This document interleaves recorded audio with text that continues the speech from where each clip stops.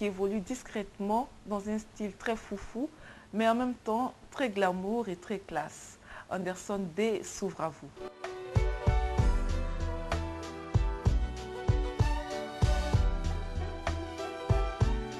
Je suis Anderson D, à l'état civil Anderson Jacouré. Je suis styliste. Je suis passionné de mode depuis ma tendre enfance, mais bon, j'ai suivi les cours normalement comme tout jeune. En même temps que j'allais aux cours, je travaillais dans une grande maison de couture. En plus de la formation, en plus de la théorie, il me fallait la pratique. Et c'est vraiment chez Alain Niava que j'ai appris cette pratique-là parce que j'arrivais à combiner en même temps les cours de l'école, ce qu'on nous apprenait à l'école, et en même temps, j'étais sur le terrain, je voyais comment est-ce qu'on montait un vêtement depuis la coupe jusqu'à la finition, jusqu'à la décoration du vêtement. Et ça m'a beaucoup aidé, ça m'a permis de pouvoir aujourd'hui m'installer à mon propre compte. J'aime bien tout ce qui est beau, j'aime bien tout ce qui est fou, mais il faut pouvoir dessiner, il faut pouvoir couper, il faut pouvoir monter le vêtement. Et j'ai voulu apprendre ça, et ça fait de moi maintenant quelqu'un d'entier, enfin je peux dire plus ou moins dans ce domaine-là.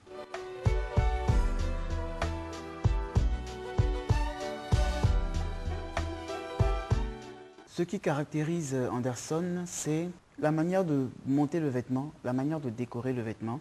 Il peut m'arriver par exemple de monter un vêtement et de ne pas être satisfait, donc de me réveiller la nuit, de retourner au lieu de travail et de repenser le vêtement, démonter carrément tout ce que j'ai fait comme déco, remonter le vêtement vraiment à mon image. C'est vraiment ce que je sens, c'est pas ce que la cliente sent. Je lui impose quelque chose. Alors j'aime bien travailler les matières assez rustiques, assez traditionnelles, mais tout en apportant une touche moderne pour que nos jeunes dames de maintenant puissent se retrouver dedans. J'aime bien travailler avec les branches, j'aime bien travailler avec des écorces, des feuilles. Ça me permet de m'éclater, ça me permet de m'exprimer comme je veux, sans contrainte ni tabou.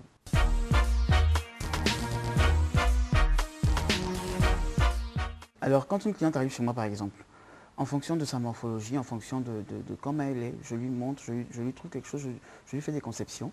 Ça nous permet de voir à peu près qu'est-ce que je peux lui confectionner comme vêtement. Et en fonction de ça, je lui montre un bijou, je lui montre une parure, je lui montre un accessoire tête, je lui montre tout ce qu'il y a de bien pour que de la tête aux pieds, elle soit vraiment habillée comme je veux. Et pas comme elle veut, parce qu'elle pourrait mettre une chaussure noire qui n'irait pas avec mon vêtement. Elle pourrait mettre un bijou qui n'irait pas vraiment avec mon vêtement. Donc ça me permet, tout en la regardant, tout en faisant une séance de travail avec elle, de trouver quelque chose de parfait. Alors moi je pense qu'on ne peut pas vraiment me classer dans un registre bien défini, parce que j'habille depuis le vêtement de travail jusqu'au vêtement de mariage. Moi je conçois tout, je rentre dans tout, je fais tout, j'ai pas de limite. Alors qu'on ne vienne pas avec un modèle qui me dit oui bonjour monsieur, je veux ce vêtement là ou je veux ce modèle dans ce cas-là, non. Vous venez, en fonction de comment je vous vois, je vous trouve quelque chose, je décide, je définis et je trouve ce qui vous va. Vous pouvez me dire, bon, je n'aime pas cette couleur-là, j'aime pas le rouge, j'aime pas le noir, et en fonction de ça, moi je trouve quelque chose.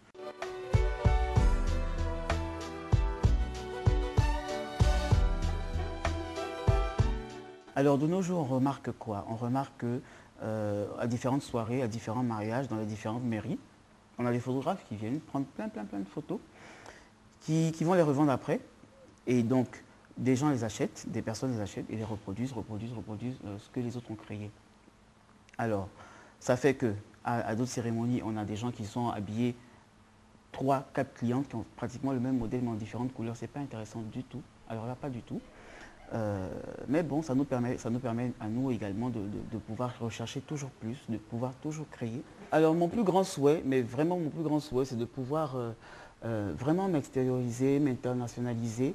Et pour cela, vraiment pour pouvoir me développer, je pense que j'ai besoin de plus grands, j'ai besoin de mes grands frères, j'ai besoin des grands, de mes dévanciers pour vraiment me guider.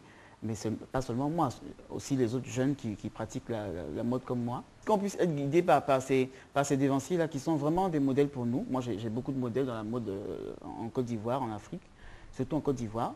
Et j'aimerais vraiment avoir leur soutien, j'aimerais vraiment avoir leur appui pour pouvoir germer, pour pouvoir pousser, pour pouvoir fleurir.